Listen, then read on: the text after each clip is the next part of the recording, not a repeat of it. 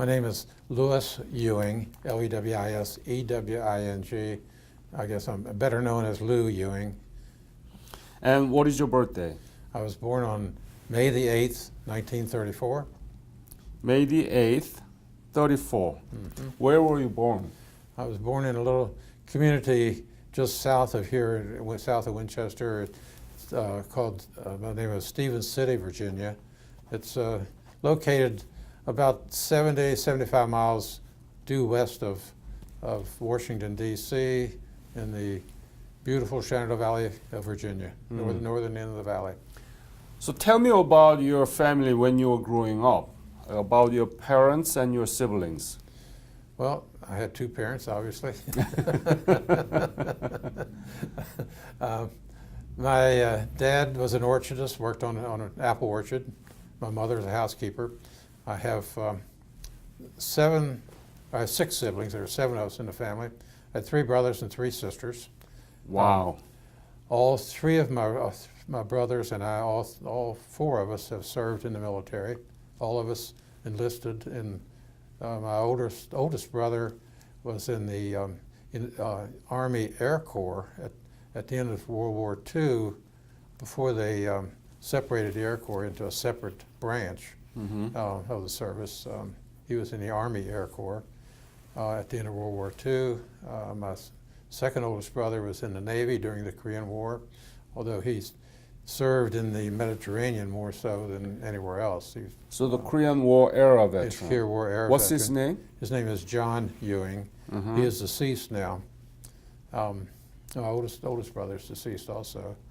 And then of course, I served in Korea. My younger brother, Bill, is I guess a Cold War vet. He served in the 58 to 62 era in the Army, in the Air Force. In Korea?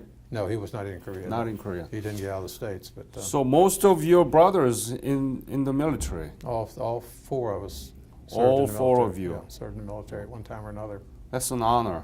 It is, yeah. We're very proud of that. So what school did you go through here in Winchester? I graduated from James Wood High School. James Wood? James Wood High School. It's a local county high school.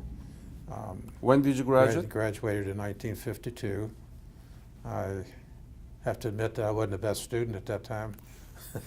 I was probably more interested in sports and things of that type rather than studying, but I enjoyed playing football and baseball, and I wasn't the best athlete on the team, I don't think, but I was good enough that I was elected to the school Sports Hall of Fame a couple years ago, so I feel very honored with that. What sports was it?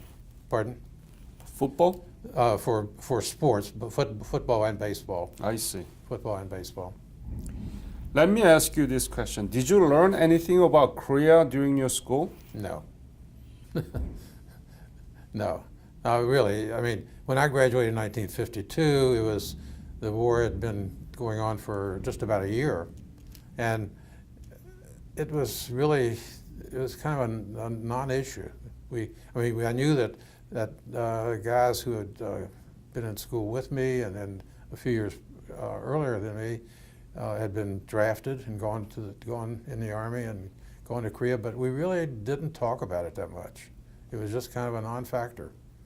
And I don't know why, but it wasn't an issue. Now you know Korea much better, right? Much better. What is Korea to you now? Oh, it's a thriving economic power in the world today.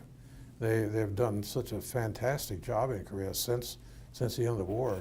In 60 plus years since the end of the war. I mean, it's amazing what the Korean people have done rebuilding their country after the devastation of the war. It was when I left there in early '55, it was total devastation, you know.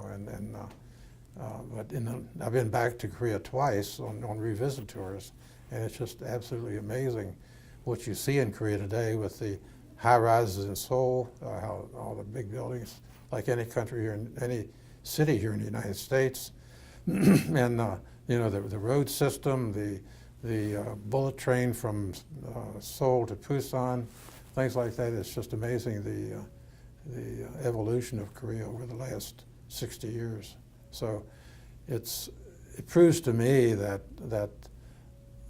the sacrifices that our men made in Korea was well worth the time and the effort spent there. So when you graduated, you didn't have any idea where Korea was, and you didn't know nothing about Korea. No. Now you are the big fan of Korea. Yes. How do you put that into a perspective of the country boy like you from Winchester, Virginia, and you didn't know anything about, but now you are the biggest supporter of Korea? Well, I guess I've really become a big supporter of Korea in the last probably 8-10 years. I learned about the revisit tour to Korea in 2003, 2004 timeframe. A friend of mine had gone back to Korea on a revisit tour, and so I really became interested in that. And I wanted to go back and see the country today, see what it was like. So then, since then, it's really evolved to a point where I am very proud of the Korean people, what they've accomplished, and it's absolutely amazing all that they have done over the years, and it's amazing how appreciative the Korean people are of what the Americans and the other United Nations countries did for them during the war. I think the Korean people realized that if it hadn't been for the support of the United Nations and the United States, the South Korea would not be there today.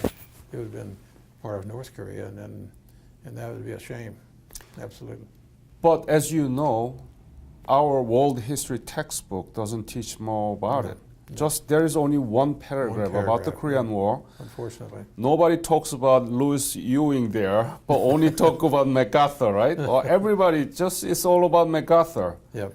And then it says forgotten war. Forgotten victory. Yeah. What do we have to do about this that they don't teach in the classroom? Well, I think you with your foundation is part of the answer. What you're trying to do with the teachers and bringing them into for conferences and getting them up to speed on what occurred in Korea, and that's a big part of the problem. We have to start with the educators because they're the ones that teach the kids, but we've got to do something to get the word out and get it in the textbooks and get more involved. Mm-hmm. They don't teach the kids today anything about World War II or any of the other wars. World War I, World War II. They learn very little about that in our schools today, which is an absolute shame. And you are the past commander of Chapter 413, right? 313. 313. I'm yep. sorry. Yeah. 313. And you do also that sort of activities called Tell America program, right? We're trying to get more and more involved in it and trying to get into the schools. It's been a problem for us to get into the schools just to talk to the kids. Why is that? The school faculty, does not allow? The administration, school administration say they don't have time for us to come in, outside speakers to come in and talk to the class. But we're making some headway with that now, and we're going to a school next week, a little school over in Loudoun County, middle school, and we've been doing that for the last 3 or 4 years, going over and talking to the kids over there. But and it's been a great experience for us as well as for the kids.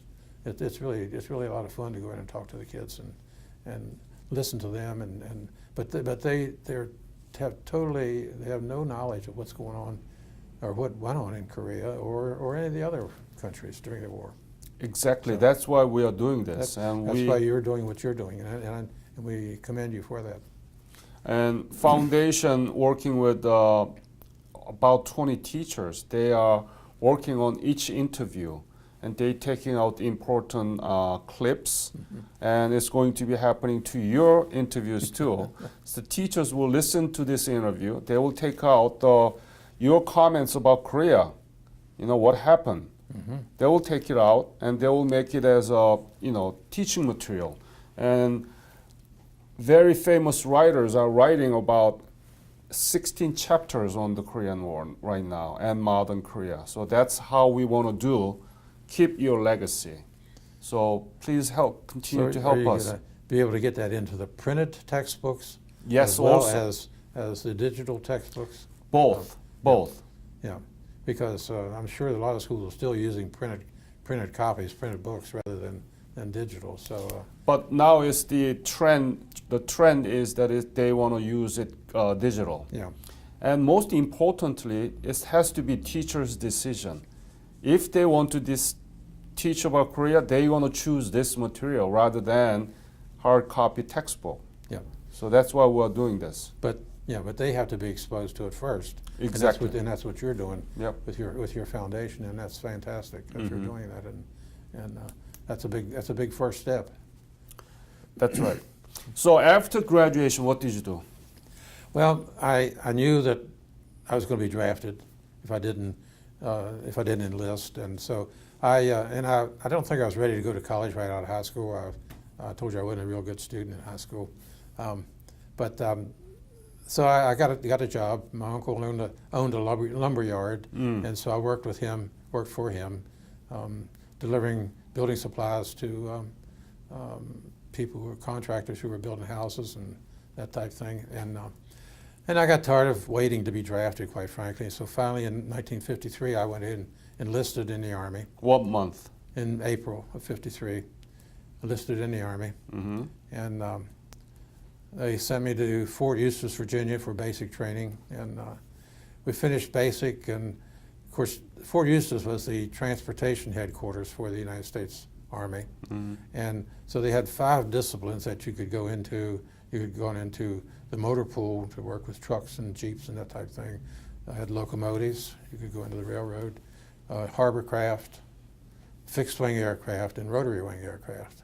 And I thought, rotary wing sounded was something that was relatively new at the time. I thought it'd be something interesting to fool around with. So I volunteered to go to rotary wing school. Rotary? Rotary wing helicopters. Helicopters. Helicopter, yeah, rotary wing helicopters. So. You have to have a training. So I went to training. I went down to Texas, down to Gary Air Force Base in San Marcos, Texas, for I can't remember how long it was. Probably 12 to 16 weeks training down there. And then we had 60 some people in our class that in that particular school, and out of the 60 we had, I think 55 of them went to Europe, and 5 of us were lucky enough to go to Korea. So Be honest. I was one of the lucky ones. Be honest. Did you want to go to Europe or Korea? To be honest with you, it didn't really matter. It really didn't matter. I was enjoying what I was doing, and it was a new experience for this dumb old country boy, and I was enjoying life, and so it really didn't matter. So when did you leave Korea? From where? I left Texas, came home for leave, and then I went to Fort Stoneman, California, shipped out of there on a troop ship from California, went to Yokohama, Japan. When was it? When did you leave? That was in probably October of '53. October of '53. Went to Yokohama. Yokohama. They put us on a troop train down to Sasebo, which was down in the southern part of Japan. Yep. Kind of a depot for transporting or transferring troops from wherever to Korea. And when did you leave for Korea? When did you arrive in Korea, and where? Probably early November. Early November of '53. Yeah. Where did you arrive? To Busan. Went into Busan. They put us on a train and shipped us up through Korea somewhere to another repo depot, and left there to my company, which was located at Chuncheon. What was your unit? There was a 6 helicopter company. 6 helicopter company. Yeah, we had 21 H-19 helicopters in our company. And where does this company belongs to? It was part of the 8th Army, assigned directly to the 8th Army. Directly. Yeah. I see. Um, And tell me about Busan you saw for the first time. I mean, you told me that you didn't know anything about Korea. Now you've been back to Korea twice, but the Korea that you saw for the first time in your life, how did you feel about it? What did you see? Tell me about those. well, when please. I landed at Busan, I was not in Busan any time at all. They just took us off the ship, processed us through the center there, and put us on a troop train, and shipped us north. And I mean, so I wasn't there long enough to get a But- feel for Busan at all. Tell me about the Korea that you first saw. What were you feeling? What did you think about that? That's a tough question. I don't know. It just all evolved over the time, and you just didn't stop to think about it. It just things just happen, and you just go with the flow. Really, I didn't really think much about it. Do you remember anything that you saw? How completely destroyed, or how was it? Korea? I don't remember much right at that point in time. When I first got to Korea, when they put us on the train, and the train was an old, rickety train. I know that it was open on the sides. You froze to death. It was in November and it was cold, so it was cold riding that train from Busan up to I think we went to Yeongdong-po. I think is where we went, and they processed us through there for a few days, and we weren't there long. I mean, it was just a typical Army base in Korea at that time. 8-man squad tents around, and that's where you stayed, and everything was pretty much tents. It wasn't any permanent type buildings at all. So we processed there for a while, and they put me on I guess it was a Jeep, and hauled me up to my company. I was the only one left, only one that went to my company from that shipment of troops over there. So they sent me to Chuncheon. I checked in up there, and it was a typical Army base in Korea at that time. We had 8-man squad tents that we lived in. We did have a couple of Quonset huts that we used for the mess hall, and we had a larger Quonset hut that we used for a hangar for our helicopters to do maintenance on our helicopters. Mm-hmm. But it was just typical Army base. I see. What was your MOS and what was your rank at the time? Well, when I got to Korea, I guess I was probably I was PSC, I guess, when I got to Korea. PFC? PSC, Mm-hmm. private first class. My MOS was helicopter maintenance. I was a crew chief on a helicopter. Mm-hmm. After I got to our company and got assigned to a helicopter, I had my own helicopter that I was responsible for. Every place it went, I went. I flew with it all the time. What's the name of that helicopter? It was a Sikorsky, Could you spell it? Syskorski. K-O-R-S-K-I? Yes, Sikorsky. Sikorsky, Syskorski. Sikorsky, and the Army nomenclature for it was H-19. The Marine Corps had a similar helicopter, and they called it something else, but it was the same helicopter.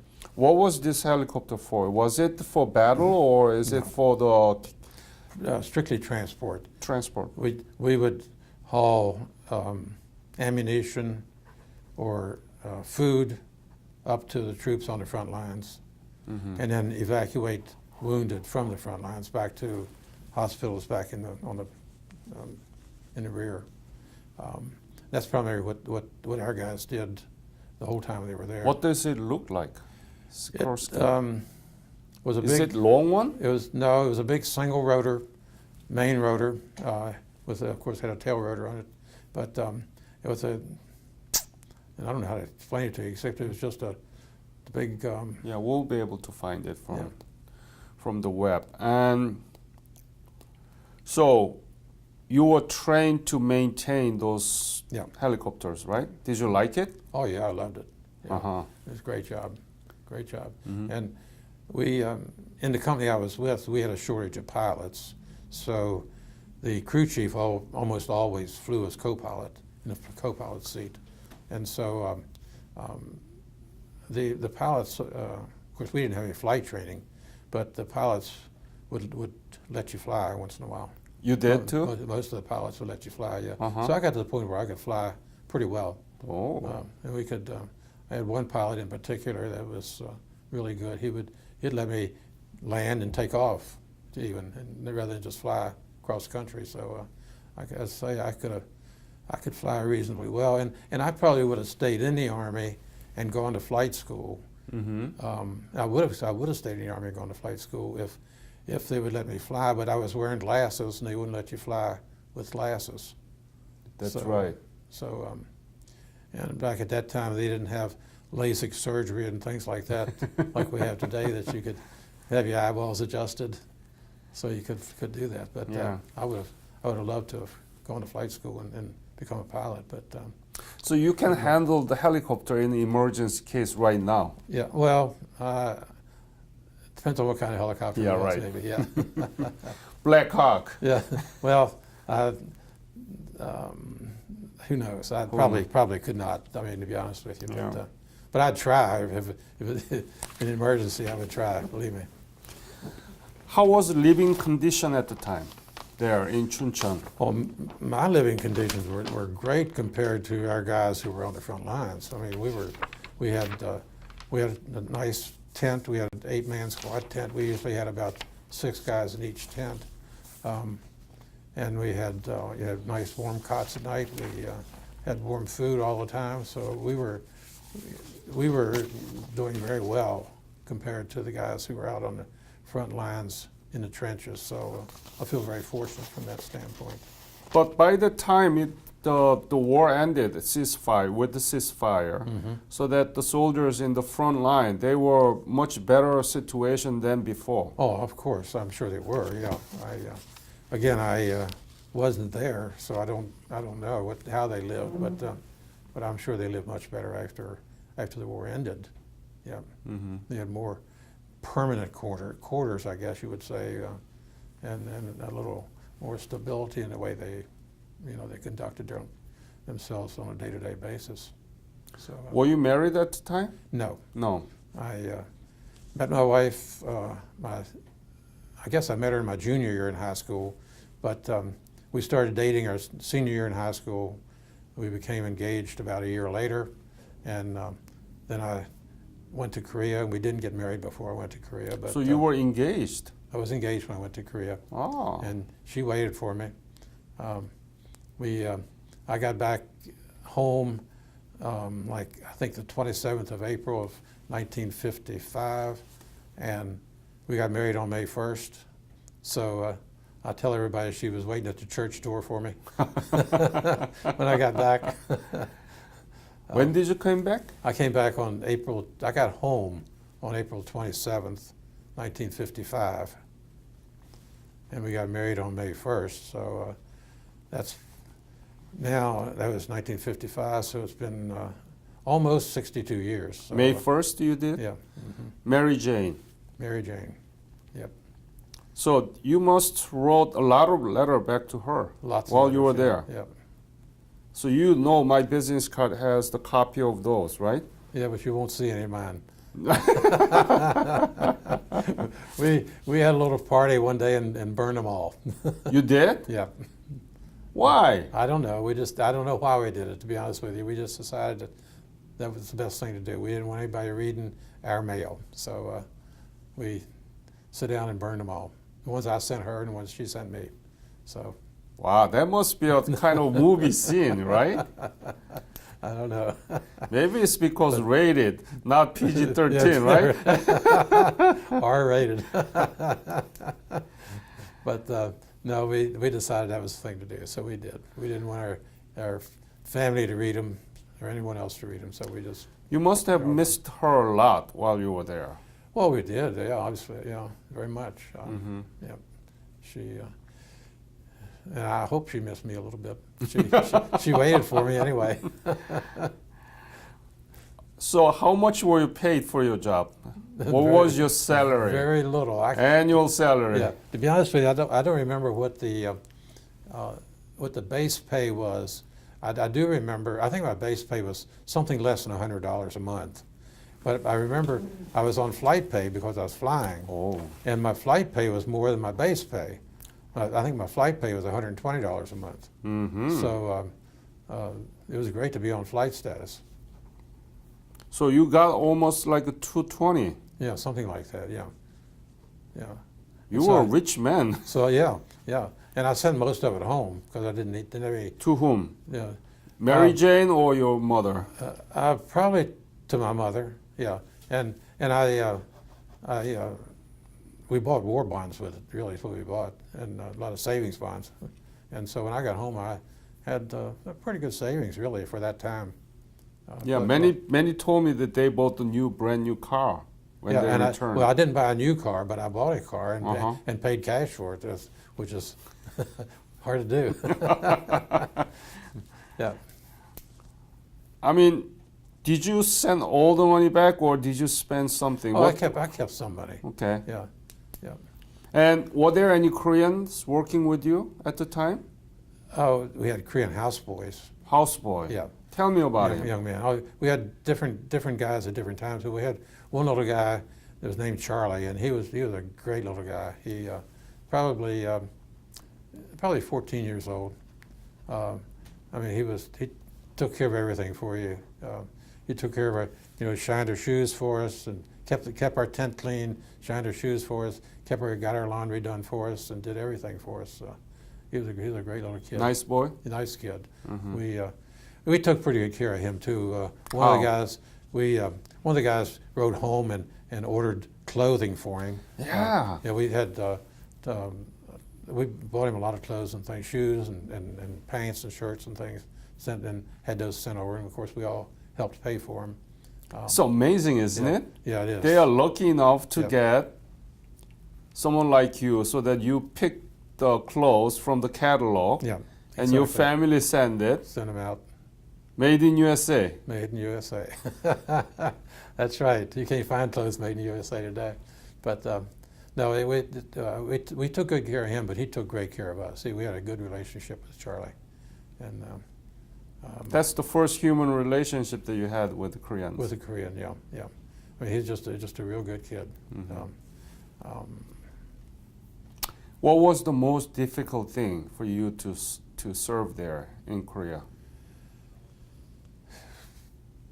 I don't, I can't say it was anything that difficult. I mean, I was a young kid myself. I was 18, 19. I was 19 years old, and so I was a young kid, and I was kind of the kid that didn't worry about much, didn't worry about things, and I just enjoyed every day, no matter what I was doing. So there was nothing really to worry about. I mean, the only thing I think about, and I didn't really worry about it then, we were flying. Our company commander was flying, just getting his flying time in one day, and I was riding in the cabin of the helicopter, and the transmission for the helicopter was over the cabin, and it started leaking oil really bad. And so one time in my life, I gave a colonel an order. I said, "Get this thing on the ground now. We've got a bad leak down here." So he did. He landed, and we were fine. But I apologized to him later for giving him an order. But he said, "That's okay. Anytime." Anytime that. Yeah. Were there any enemies around, snipers around, and any dangers and threats? Not that I was aware of. No. Okay. I mean, we walked guard around our compound at night. We didn't do walk guard in the daytime, but we walked guard at night. But I don't know of any incidents that we ever had. So Chuncheon was your base until the end of your service there, right? Have you been to move around? Or stayed in Chuncheon? No, I didn't stay in Chuncheon. The company I was with, the 6th Helicopter Company, transferred it to Japan in November of 1954. And I didn't want to go to Japan because I was afraid they would extend me. And so there was another company in Korea that was similar to our company called the 13th Helicopter Company at Uijeonbu. Oh. And so I transferred to 13th. And spent the rest of my time there, although probably 5 months at that time I was what they call TDY, had temporary duty in Busan. They sent me to Busan. At the end of the war, they had an agreement that everything that came into Korea had to be inspected by neutral nations. And so the inspectors were at the port in Busan. And we had 2 helicopters, 2 crew chiefs, and 2 pilots down at Busan. And we would fly about every other day, taking the inspectors down to the port. We'd fly from our little compound down to the port, and we'd land on the pier, and they would inspect cargo coming into Korea from the United States. And then once they finished their inspection, we'd fly them back to the compound. So it was good duty. Sometimes we'd fly out to Daegu airfield in Daegu, and they would inspect cargo that came in by airplane there. So that was good duty. My father was Korean Air Force pilot, and Okay. he was in the charge of whole K2, Daegu. Oh, okay. So I was K2. growing up in Daegu. Okay. Yeah, there was a Phantom F4D. Okay. You know, my father, and my father studied from F86 Okay. and then F5A, and he is the one who did air show for the first time in world history with the F5A. Okay. For the first Right. time. Americans didn't it? He did it in 1960s. Okay. Air show for the first time with the F5. At Daegu? No, in Seoul. Oh, in Seoul. Okay. Yeah. Okay. In Han River. He showed it, and Park Chung-hee, the president Park Chung-hee was watching him. Okay. He was the creator. Well, Syngman Rhee was president. Syngman Rhee when I was over too. there. Yes, Yeah. in 1960s.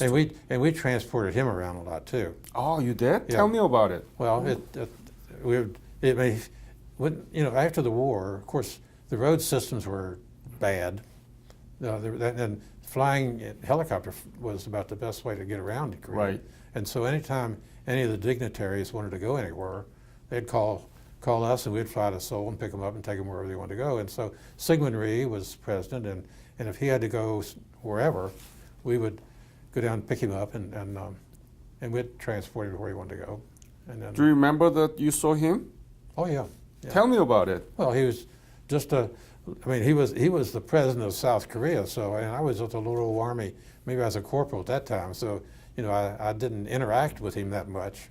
But, I would help him in and out of the helicopter and things like that, but, You saw him, right? oh yeah. How did he look to Looked you? like an old man. Huh? He looked like an old man. He was an old man at the time. He was, I don't know how old he was, but he looked like an old man. Did you take a picture of him? I don't think I ever did. I should have. Do you have some pictures in your home? No? No, I'm not.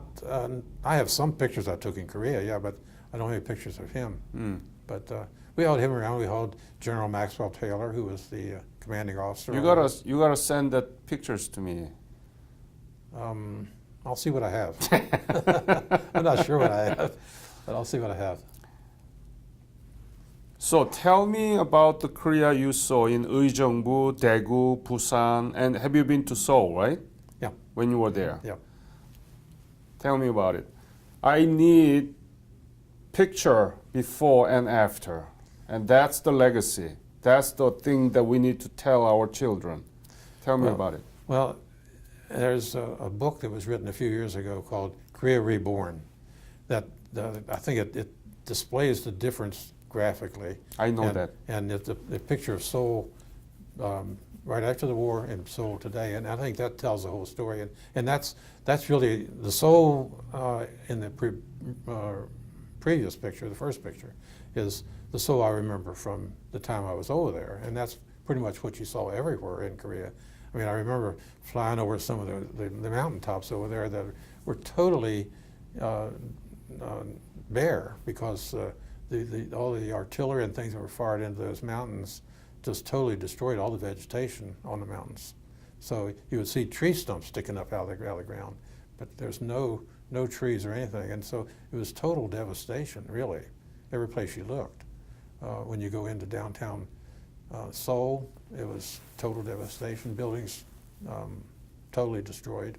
I do remember the old Capitol building that was still standing, but mostly everything was pretty much destroyed. You are the only veteran, Korean War veteran that I interviewed with a bird's eye view of capital city and bird's eye view of Korea, because you are the first one helicopter man. Yeah. So you got to give me more detail. You got to talk more, please talk. Well, I mean, I don't know what to say other than the fact that it was just everything was destroyed. It was just the landscape was just almost totally barren in places. And both in Seoul and in Busan. I probably flew around Busan more than I did in Seoul, and the same thing's true down there. How was Busan? It was I think by the war had kind of moved north, and by that time they'd started rebuilding Busan a little bit as best they could, but you didn't see the devastation, quite frankly, in Busan that you saw in Seoul right. at that time. This was in 1954, and the war had been over, or the fighting had been over for a year, and so they had started rebuilding Busan a little bit, but there were some things down there that were still were not in bad shape, but there were still areas that were still. So you have such a bird's eye view of before and after right now. You've been to Korea twice after that. Yep. You really want to tell this before and after picture to the children, right? Well, that would be nice. Yeah, it'd be good to do that, but I'm not sure how to explain it other than the fact that, and I just keep saying total devastation, and that's all it was, because it was just the city, the Seoul was just nothing but rubble everywhere. Destroyed buildings. It was just, I don't know how the people existed, really, how they lived in there. But today, it's an entirely different story. I mean, it's a big modern city like anything here in the States. It's fantastic, really, what they've done. You are overlapping between the war and Korea defense veteran era. I'm a hybrid. Yes. Yeah, I'm a Korean war veteran. I'm also a Korean defense veteran. So what do you think about the new organization that we are going to launch, Korea Defense Veterans Organization? What do you think about it, and where is it right now? Well, I don't know. To be honest with you, I don't know where it is, but I know that they're making progress in getting it put together. I was a little concerned about it initially when I first heard about it, because I thought it was going to be the end of the Korean War Veterans Association, and it may well be, but it could be that that's going to happen anyway, because our Korean War veterans are dying off, and even though we have really tried hard to get Korean defense veterans to join our association, it's hard to get them to join. Mm-hmm. Although I think our chapter has probably done better than most Korean War chapters, because we have about 100 members right now, and I'd say probably 20% of them are, I shouldn't put that on tape, 20% of them are defense veterans, and that's in violation of our charter. I know that, but probably shouldn't say that. I'll take it out. Yeah, edit that out. But we have a good representation of Korean defense veterans in our chapter. But this new organization, I was concerned about it initially, but I think now it might be the way it's for the future. Mm-hmm. Because we all know that the war veterans they're an endangered species, I guess. Right. You are also the board member of Korean War Veterans Association, right? Yeah, I served as a director for 3 years, I think from 2010 to 13, and then I took a year off, and now I've been secretary. national secretary for the last couple of years. So, keeps me busy. It's a full-time job, being secretary of the association. But I enjoy the work. It's time-consuming, but good for us. We have now new president, Tom Stevens, and you are working with him, right? Working with Tom, yeah. Yep. Tom's doing a good job. Good job. When I first came on the board, Bill McSwain was president, and then we had Jim Ferris for a year. Then Larry Kiner took over and became president. He was president for 3 years. Did an outstanding job for us, and now Tom has followed up behind Larry, and he's doing a great job for us too. So I association's in look. good hands. Yep, I look forward to working with you about our mission that we need to educate our both teachers and students and public together so that they know about the legacy.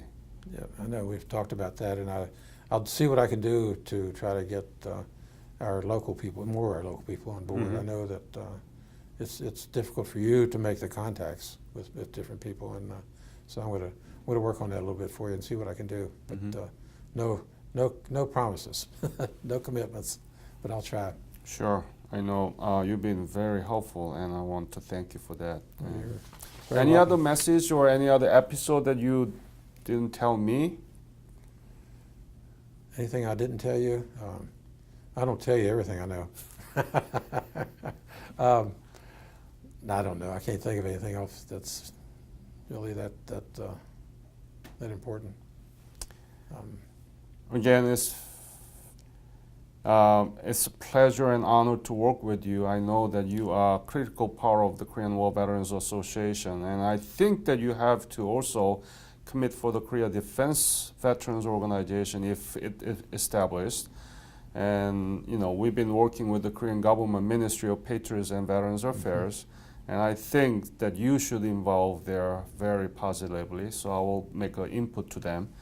And it's been twice again to your chapter, and you've been arranging all this. So I sincerely appreciate your help, and I'll do my best to keep your legacy so that people know about it. Well, we appreciate what you've done. I mean, I was talking to some of our guys earlier today, and this wasn't done for our World War II veterans, and I don't know that Vietnam's doing anything. Anybody's doing anything for Vietnam. So you're doing this for the Korean War veterans, and we appreciate what you're doing. Believe me, it's